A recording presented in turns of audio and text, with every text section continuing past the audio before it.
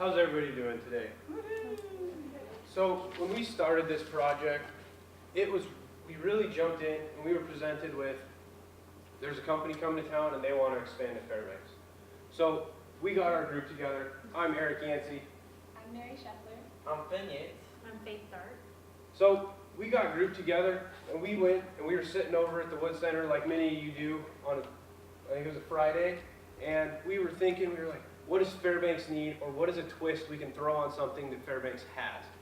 So once we crashed our heads together, Mary came up with the idea of happy lights and a way to incorporate them into something to help improve the citizens of Fairbanks' lives. And we came up with Brighten Your Day Cafe. So, Brighten Your Day Cafe is your classic coffee shop, but 100% focused on therapy and reducing seasonal depression that many people struggle with in the dark winters here. It's a full-service cafe serving espresso, just your general coffee, everything that your general cafe would have, but we incorporated happy lights. Who here knows what a happy light is, or has heard of them? Looks like everyone. There's a couple. For those who don't, a happy light is also known as a therapy lamp. They mimic sunlight without the harmful UV rays, and they're very often used to combat seasonal affective disorder. So we had this idea, and we were thinking, who's our target market? So we started with our target market, and we decided, let's start general. We started with coffee drinkers. Once we decided, okay, there's tons of coffee shops. You drive through Fairbanks, Alaska, I would say on every street corner there's a coffee shop or a coffee hut or a little cafe that serves coffee. So with that, we expanded it to people with vitamin D deficiency. Many people here have vitamin D deficiency due to the endless darkness in the wintertime. So then we were thinking, okay, people that have lived here for years have figured out a way to get around their vitamin D deficiency, whether it's through just your general vitamin. Some people take gummies, some like the pill, who knows? Then we were thinking, who comes and is here for just the winter time? And we expanded it to students. Students come for the winter, and they don't know how to cope with the endless darkness due to the fact maybe they're from Texas, where they've got similar daylight all year round. Then we were also thinking, who else? And we thought of the work-at-home professionals, a lot of them spend their entire days at home in their office, looking outside to the darkness. Now that we have a general understanding of what Brighten Your Day Cafe is, Mary's going to go on and dive a little deeper. Thank you, Eric, for the introduction. So now, if we look at our business in terms of the marketing mix, we can see that, of course, our product is the Brighten Your Day Cafe, and we wanted this to be a place where people can come, sit and relax, enjoy some food and drinks, and all under the glow of a happy light. So, of course, like any business, we need to do a little bit of promotion, and we thought the best way to do this would be through social media platforms, such as Facebook and Instagram. And we wanted to do this because, of course, like starting a business, you don't want to spend too much money at the beginning, and these are free and easy to use and can help us reach a lot of our target market. Now, along with this, we thought that creating a website would be a great idea so we can direct customers to it, and they can read our menu, learn a little bit more about our business, and also maybe read about the benefits of Happy Lights, which we would provide. And we also thought that it would be great to do some traditional marketing by distributing flyers all around maybe campus and around town, places where there would be a lot of traffic. And we want them to be bright and colorful, probably with our logo as you saw in the beginning, so that they would motivate people to come in and see our business. Now, next we had to consider price. So we thought for our menu items that they would range from $1 to $7, depending on the product purchased, of course. And we decided this based on competitive pricing. So we looked at a couple menus from coffee shops and coffee huts from around town, and we saw that that was the range that most products lied within. So we wanted to use that. And For the place, we thought that it would be best to be placed on campus since we're targeting students. And of course, that would be like the optimal place to have our business. But of course, if that fell through or we couldn't get the university to partner with us, then we would want to be somewhere near campus, such as down in the China Pump Plaza or somewhere around there. But yeah, that is the marketing mix in terms of our business. And now Finn will tell you a little bit more about our SWOT analysis. Thank you. So when we were thinking about Brighten Your Day Cafe, we thought that it was very important to take a look at theoretical opportunities that this cafe might entail. And to do this, we kind of stepped into like a SWOT analysis to look at the strengths, weaknesses, opportunities, and threats of Brighten Your Day Cafe and everything included in this. So first of all, we really want to play to our strengths. And one of the cool things about Brighten Your Day Cafe is it's a completely new idea. And what we really want to do this is to create a very strong atmosphere and community. So Brighten Your Day Cafe is going to be some place where you go to have a good time, raise your spirit, and just get in the mood of something really, really good. So we're going to try and push this as hard as possible. And through this, it's also going to be a sit-in cafe and not a drive-through. And then we're kind of hoping that this will expand on this and kind of convince people to stay for a little bit longer than they would normally and kind of embrace the whole idea and community of this. And maybe meet some new people, explore some new things, and just really get in the zone. And something else that might help with this atmosphere is the high-speed internet we're going to have. Because a lot of our clientele, they're going to be busy people, and they want to kind of continue with that. And one of the best ways to draw them in is through high-speed internet. And that will kind of keep there. Additionally to this, we're going to have a fabulous staff and treat our customers as well as possible to get them to come back. So you can't have strengths without weaknesses. And our main strength is also going to kind of be something that might be kind of hard. And this is a very new idea. And to the best of our knowledge, no other cafe has created anything kind of like this where they kind of push happy lights for the seasonal depression disorder. So it's a new idea, and it might be kind of tricky to integrate this into this, but we're hoping that it goes well, and with the right promotion, we think that it should work out. And then something else that might kind of come from our happy lights is the high electricity bill. And depending on where we are, this could be kind of a setback, but we're hoping that we'll kind of work through this and it will go well.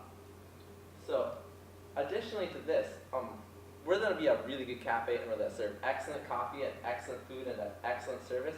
But there's also other cafes, and then a lot of those other cafes have a very loyal following. And this will kind of take away from our customer base, but we hope not too much. So nextly, we're going to look at the opportunities of this. And like we said, this is the first of its kind, so it's a new idea. It might become huge, and it's something that we're really hoping will happen. So we're trying to find like a new customer base, like we're hoping to bring in old customers and just hope that everything goes according to plan. And for this, like there's a whole potential market out there. Like a lot of people suffer from depression, especially in the winter months. And it's something that many of us like understand, especially living in Fairbanks with our dark winters. So this is something, and it also opens a very huge possibility to collaborate with health centers, including the UAF Student Health and Counseling Center, additionally to other places around Fairbanks, and even if we expand into other areas like national. So, and our last one are our threats.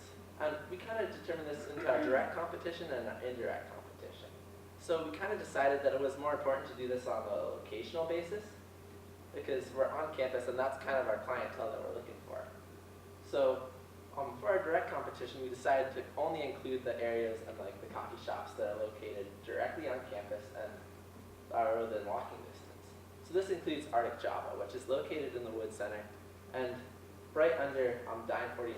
So it's easy for a lot of students, and but there's also possibilities to work with them, like depending on where we go. And then another one, which is Java Joe's, which is recent here and opened right in the lobby down there. And then there's a lot of students that do go there and enjoy it quite well. but it's something to work with. And one more is Elastic Coffee Roasting Company. It has a little station in the museum and down there. And I know that one especially has a lot of very devoted followers that are very pleased with its service and where it's been going. So they'll kind of stick to it. And then for our indirect competition, there's a lot of coffee stands, especially in Fairbanks. So people might drive to them to and from, it's like Sunrise Coffee Stand, College Coffee Hut, and Mocha Dance, which is right down there. And on their way to and from campus, they might grab coffee and might not even think to visit ours.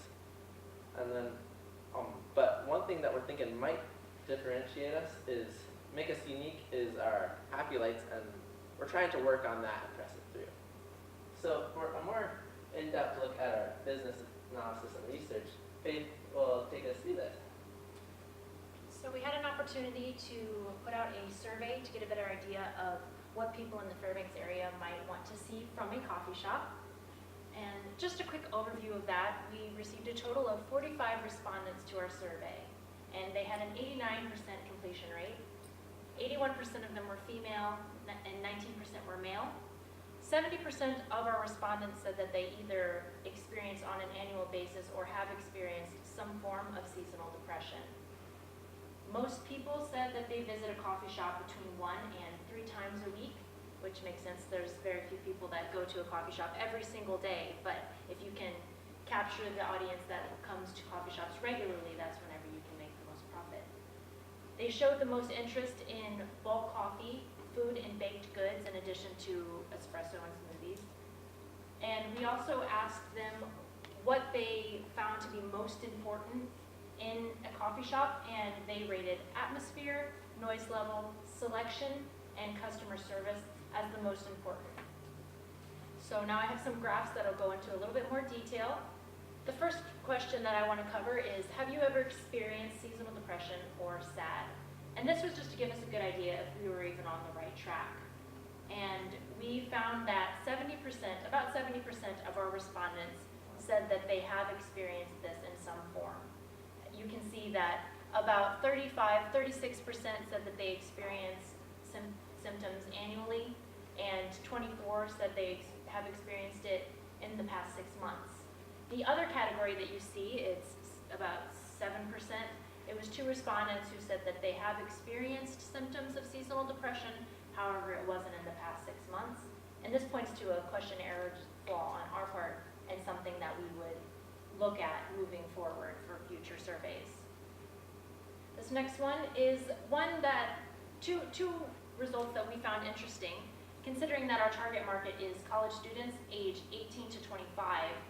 You can see that the average age of our respondents was between 35 and 44, and their average income was well over that of the average college student. And like I said, at first, we as a team were quite surprised by this, but we decided that the reason that these results came back like this is that the survey was distributed to college alumni. And so moving forward, although these results are very helpful to get a better understanding of Fairbanks area as a whole, moving forward for future surveys, we would want to focus more on the age group of 18 to 25 to get a better idea of what our specific target market would like to see in a coffee shop. And this next one is, we wanted to show you this one just because we asked our survey participants what they would like to see in a coffee shop in addition to the typical drinks that you would see at a coffee shop or a cafe. And we included such things as supplements, t-shirts, bulk coffee, and baked goods. And the reason we wanted to show you this is to show you that bulk coffee, food, and baked goods were by far the most popular offerings. You can see they dominate the chart. And so as we moved forward and made more concrete plans, we would know to not pursue offering apparel or supplements at the beginning because our market wouldn't be as interested in these things.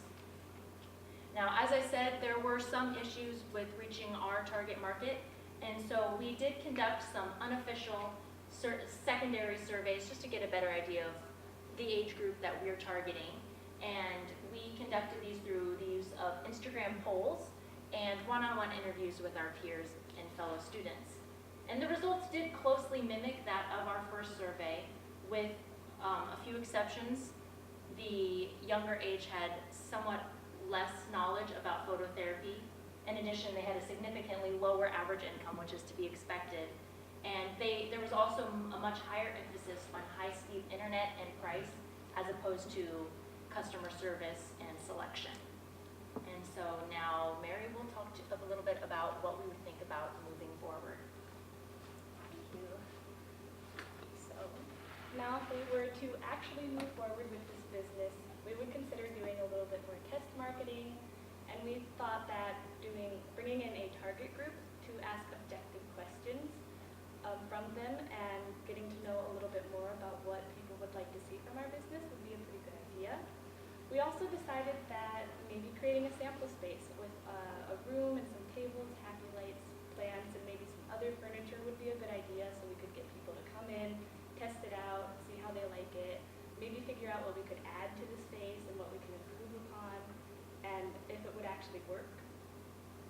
And now if we move on to the financials, we decided that it would probably be a good idea to figure out like how much rent would cost, and we approximated that it would possibly start at around $1,200 per month plus utilities, and we needed to figure out if adding happy lights to our business idea would add to this cost. And in the end, our big question really is like, would we be able to stay open strictly during the winter months? So how would our seasonal plan work? And of course, this is a hypothetical business idea, and we focus mainly on the marketing portion of our business, but there is a lot more that we would have to consider if we were to create a business plan and actually go forward with this business. And that is all we have for you today. So thank you for listening to us. We hope you enjoyed the presentation, and now it's your time to talk and ask